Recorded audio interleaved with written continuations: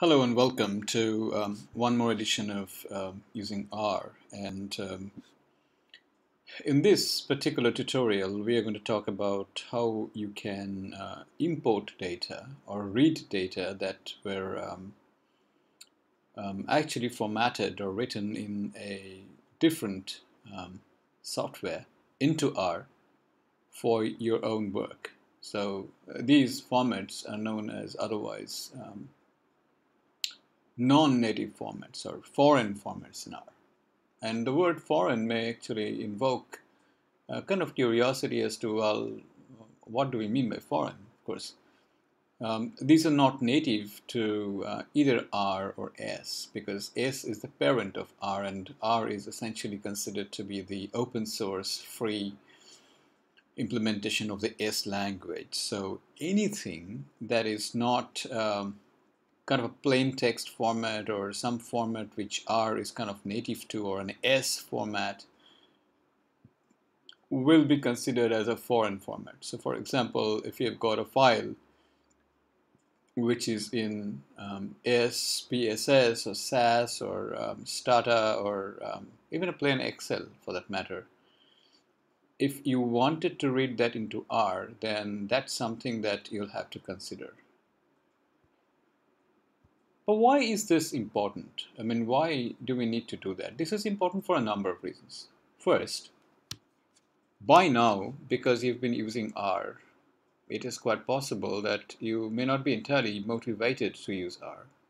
And you'd like to see that, well, I've got X file which is in SPSS. Some of the old files that are there, can I read them into R? Can I make some sense when I bring them over to R? Can I, I have learned all of these new tools and techniques and everything else that I can do in R, but well, I am much more familiar to use something like SPSS. Can I bring them over into my R routines and can play with them? These questions are not really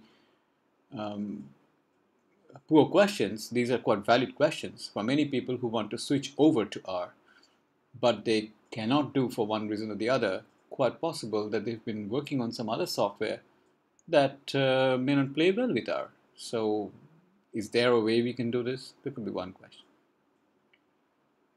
Second, if you search on the internet, you will quite frequently find that people still share quite a few files that are formatted for other software. Stata, for example, SAS or SPSS. And if you are an R user, then you would really like to know that you can use some of these things to make good sense of those things. So to become compatibility with the other software, you also need that you should be able to read things in R. The third reason why people would be interested to read foreign software or foreign data file format into R is because it just helps. So if you've got a folder full of R codes and which you could probably just switch over and create an object that you can then pass, then it makes sense that as wide as format as data as you can read, it just helps. So this is the basic motivation, and this is the basic thing why we are going to study here in terms of reading foreign formatted data into R. Basically, what we are going to do in this little tutorial is I'm going to talk about importing data from one software to other. So if you've got something in SPSS or SAS or Stata, SAS is a special case and Stata is a special case, and we'll discuss those things. But that's something that we're going to do. All right. So in the next deck, I'm going to just give you a sense of who I am and what is this deal about, and then we get started with our lecture. As you know, my name is Arindam Basu. I'm I work as an academic at the University of Canterbury, New Zealand. I'm also an epidemiologist and a doctor by profession. So hopefully it'll give you some sense of where I'm coming from. What are our learning objectives? So if you complete this tutorial and then if you answer the questions and learn to play with the R scripts that I have provided you, you will see that you can read data from other software, non-R software, non-R, non-S software, into your R workspace, create objects, and you can play with them, right? And by play with them, I mean that you should be able to read those data format files and you could make good use of them, which is very important for you. And here, you will learn use of two packages. One package is called the foreign package, which is a very important package that we've been using for some time. And it's probably one of the most important package that you must install if you have not already installed in your R installation. You must do this specifically in order to make good sense of all the contents of this tutorial. And the other package, which is really, really important for you, not only for the sake of getting a sense of reading foreign data files, but for a whole lot of different things, is a package known as HMISC. I think it's HMISC. And the HMISC was a package written by Professor Frank Harrell at the Vanderbilt University. And it's one of the most useful packages that you can ever use when you use R. Okay, so you're going to learn this, that, and then we're going to have a little bit of a summary. I'm not going to cover too much of the HMISC package other than probably indicate a few things here and there. So don't expect a lot of HMISC related tutorials in this particular tutorial. And then I'm going to summarize everything that you've learned. Okay. So what are the objectives of this lesson? To repeat, the first thing is to make you aware that R is not something which is kind of a proprietary, and you need to understand why we are doing this. It's because essentially, in principle, R has got a philosophy of being free and open source, which means that you get to, you do not pay any money in order to get this software. But that's trivial. That's not the most important thing why it's free. It's free because you are free to actually change the code, you're free to distribute it, you are free to use it as you like. There are no restrictions. There is a freedom in using R. And one of the conditions of freedom is this, that as much as you are able to take data out of R, you should be able to read data into R. So, so this is why how to read data from other software is a very, very important objective that I wanted to cover in this particular tutorial. And then the third theme is not something that I want to make a big deal of it, which is reading data using the HMISC package. And the only reason is because that historically that might be true and you'd still like to use HMISC because it's a whole lot very versatile for a number of different things. But now the whole deal with the foreign package is so powerful, so good, that you will practically probably not read any other package in order to read a dataset into R from another package. So without wasting much more time than this, let us move very, very quickly and take a look at what are the file formats and what are the software from where you can import data into R. Okay, that's the second thing that I wanted to talk to you about. So what all you can import? I mean, this is in the context of course, I kind of presume that you have installed the read.sp. I mean, you have installed the foreign package. Installing foreign package is very simple. It's exactly like installing any other package. And when you install that package, always tick or set dependencies to be true. Otherwise, it becomes a pain. So you use install.packages, then open a parenthesis, and within quote marks you type foreign in small foreign as in small letter, and then you do this. But here is this, here is the kind of stuff that you can import, and it's just a small selection of everything that you can import. You can import a DBF file. You can import a starter binary files, and there is a restriction which we will talk about when we get there. You can import Epiinfo data files. Now, Epiinfo is a very, very interesting file format and a program. So those of you who are kind of I know that I'm an epidemiologist, so what I do, and both a medical doctor. So what I do is this, that I work a lot with health-related data files, so medical care-related data files, disease outbreaks, disease conditions, case control studies, cohort study data analysis, and a number of epidemiologists and health scientists all over the world use Epiinfo as a very interesting program. And Epiinfo is a very, very, very, very good program, very well suited for epidemiological work. But you know what? Although we use Epiinfo, we may be interested to use R for running the more high-end data analysis and calculation. Having said that R has got an epidemiology module, which you may want to take a look at. Of course, we could not cover everything here, but at least you should be able to read the Epiinfo files. So for doing epidemiological work, you collect data using the Epiinfo and then read them in R, and we'll show you how to do this. Then you can read from Minitab portable worksheet. Very useful. Minitab is it is quite a powerful statistical software. It's a commercial software, of course, and you have to buy a license for this. Epiinfo, by the way, is free, and you don't really have to pay anything for this. But Minitab portable worksheet is very useful, but the Minitab 2 is expensive, and you have to purchase Minitab licenses for this. And then you can read Octave text data files. So if you work in MATLAB, or if you want to work with linear algebra, then Octave files are very important.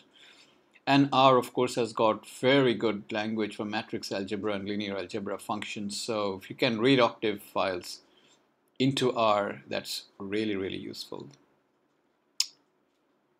Then you should be able to read an S3 binary or data dump file, although you would normally think that, well, S being the parent of R, you don't really have to worry about labeling this as a foreign file, but nevertheless, it is non-R, so it's kind of non-native to R. So it makes sense that you can read S files.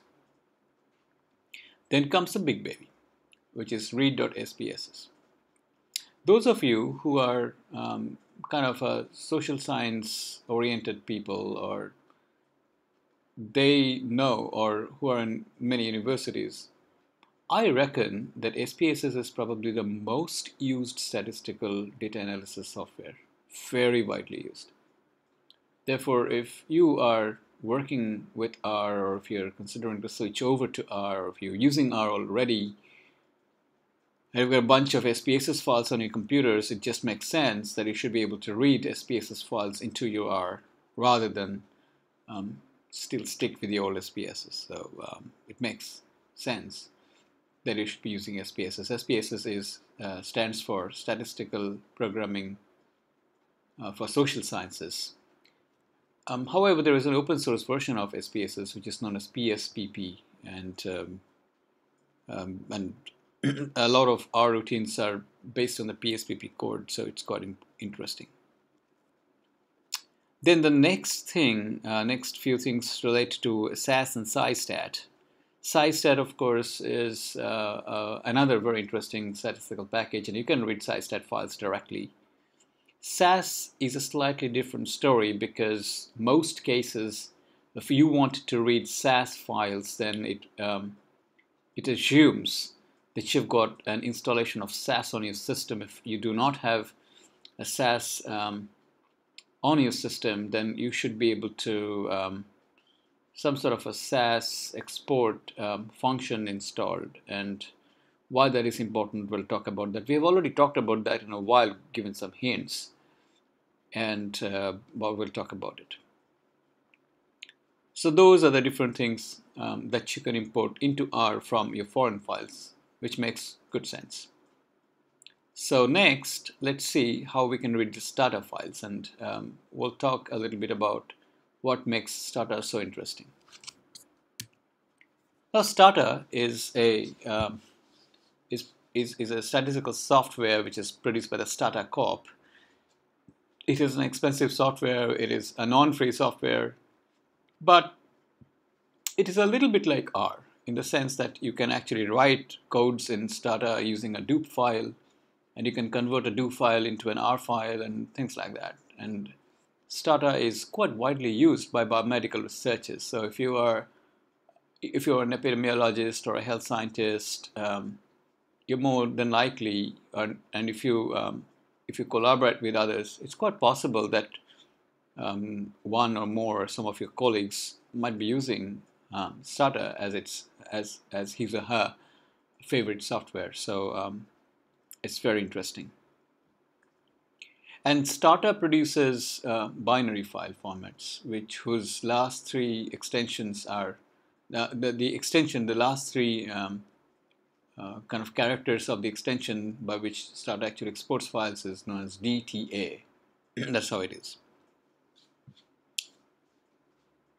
The foreign package gives you a very nice interface by which you can read the Starter formatted files into your R. But there is a rider. And a rider is this. Starter actually updates itself very fast, very rapidly. It's got a very rapid update cycle. So the current Starter version is Starter 14, almost going to be Starter 15. And what R unfortunately has done is that it has stopped since Starter 12. In other words, if you have a Starter formatted file which is compatible with Starter 12, then you're in business. But if you've got a Starter 13 or a Starter 14 or a Starter 15 or a Starter 12, Starter 13 plus, then you better find another way of doing things. Which brings us into another thing which is very important, and that is, it is always safe if you're working with a foreign software and if you have an access to that software, get into that software, read your data file into that software, and then export that data file from that software into a comma-separated value file, keeping intact the variable names. And make sure that when you use the variable names follow like 8 character, no more than that. Ideally, it should not contain a dot or an underscore in the variable name, and it should be rather easy and simple to remember. Not that these are mandatory because R is quite flexible, but it is a good practice that has flowed from many years of kind of accumulated knowledge, to say. So remember this, when you're going to read Starter files, that Starter only up till the version of 12. And there are a couple of arguments that you need to do. The most important thing that you'll definitely have to supply is a file which should end in .dta, and you can do a few other things. You can convert the underscores. If you don't want to convert the underscores, then leave them as false, and that's the default. Otherwise, I recommend that you convert the underscores and make them true. And also, what is important is this, that you have to warn about the missing labels. If some data points are missing, then do that, because Starter otherwise is very, very flexible and very nice. Okay, so that's about how you read Starter files. Next, we are going to take a look at how you read Epiinfo files. We have already talked about Epiinfo data files, but what makes Epiinfo really special is this, that remember that in Epiinfo you can do and run your own analysis. Now that's not a big deal. But Epiinfo has got a file format which is known as .rec files, which means that you can you can collect data in an epidemiological study context, and you can convert them into a file format which is known as .rec or .rec file, and R can import them, and the function within the foreign package that lets you do that is read.epiinfo. It's just that simple. And the other thing which is very important in this case, the two other things that I find quite useful. One is if the Epiinfo, because it is a data collection tool par excellence. It's like a very good data collection tool.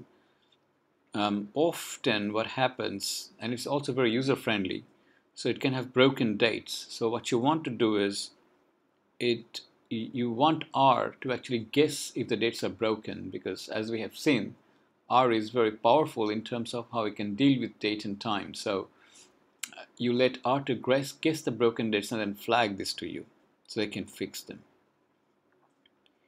Then the other thing that you want to do is that maybe put all the names as lowercase names. This may sound to be trivial, but it's actually quite useful, because you want your variable to have like lower names. Objects you can name them anything you like. Just simplifies things a lot. So you can read Epiinfo files a little bit like this, and it's really useful. Okay. Then comes the most important and a very important file format, which is the SPSS file format. So let's take a look at it and see what it is about.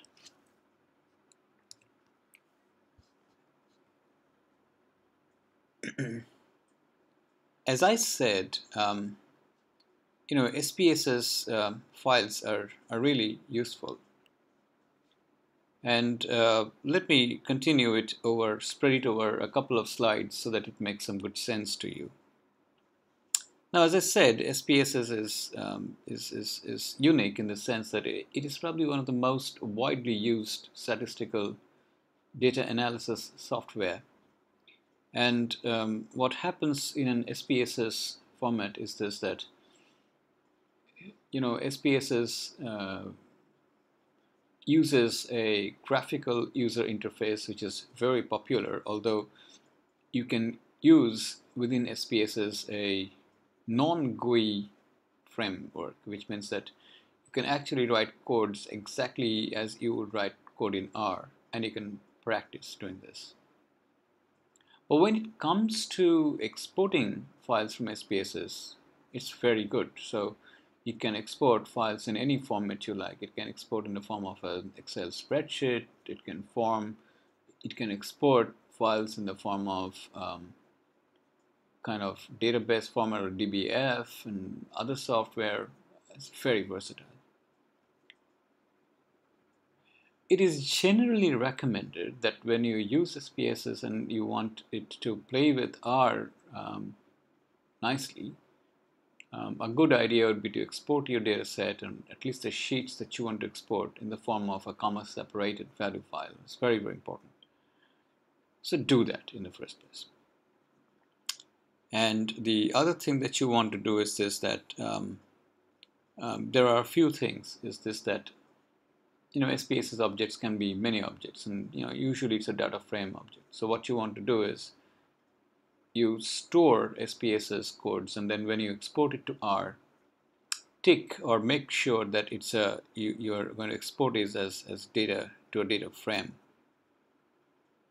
And the other thing, of course, is this, that you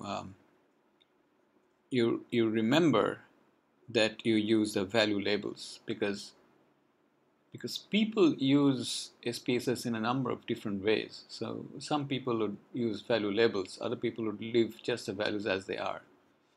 And because R's graphical user interface is not its strongest point, but SPSS is. Therefore, if you can, use the value labels rather than what the value symbols look like. So if your gender, for example, is like 1 for male and 0 for female, then use male, female rather than 1 and 0. It'll save you a lot of good grief in course of time when you start your data analysis. So this is about SPSS files. Now, there are a couple of other things that are quite useful that we would definitely like to emphasize while we are in this while we are in this business. One of them is importing SAS files, and I have not really put up any instructions on how you want to read SAS file for one reason.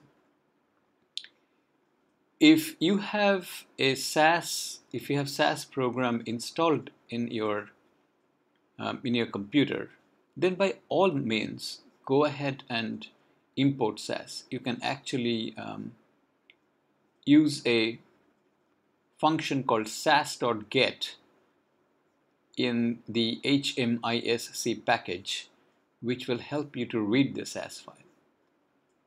But if you do not have a copy of SAS installed on your software, then it is impossible, or it can be a very erroneous process to import a SAS file into your computer, into your R installation. A much better idea would be to find somebody or to find a computer where SAS is installed, or try and see if online you can convert the SAS codes or the SAS file format into a comma-separated value file and then import it back into R. This is a very important piece of thing that you really need to know this.